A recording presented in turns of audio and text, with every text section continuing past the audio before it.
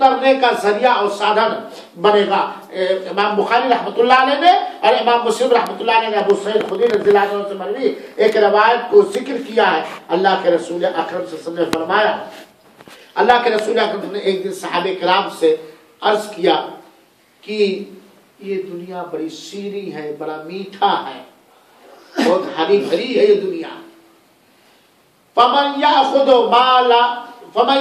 مالا بحقہ یبارک لہ فیہ، جس نے مال میں سے اپنا حق لیا، جس نے مال میں سے اپنا حق لیا، اپنا حق، ظاہر بات ہے جو حلال کمائی وہی اپنا حق ہے نا، ہم جا کر کے چورا لائے ہمارا حق ہے تھوڑی، اس میں اللہ تعالیٰ برکت اتارتا ہے۔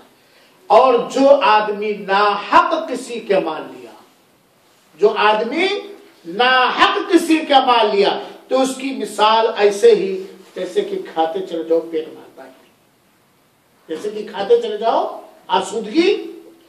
جو اپنا حق مال لیا ہے اس میں اللہ تعالیٰ کیا کرتا ہے؟ برکت اتارتا ہے۔ اور جو ناحق ہمارا حق نہیں ہے اس مال پر، اس کو ہم نے لیا، اس میں کبھی اللہ تعالیٰ برکت نہیں اتار سکتا ہے میرے بھائیوں ساتھیوں۔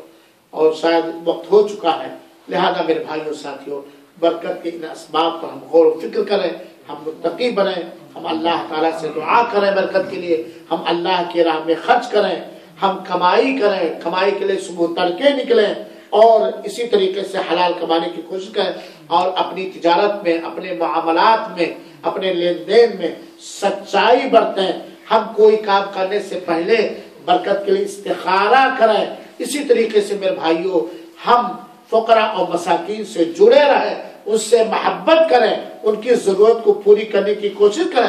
اللہ تعالی ہماری عمر میں، ہم سب کی عمر میں، ہم سب کے عمل میں، ہم سب کے وقت میں، ہم سب کی اولاد میں، ہم سب کے مال و دھن میں، ہم سب کی نیکیوں میں برکت نصیب فرمائے، اور برکت کے اترنے کے اسباب اختیار کرنے کے توفیق عطا فرمائے۔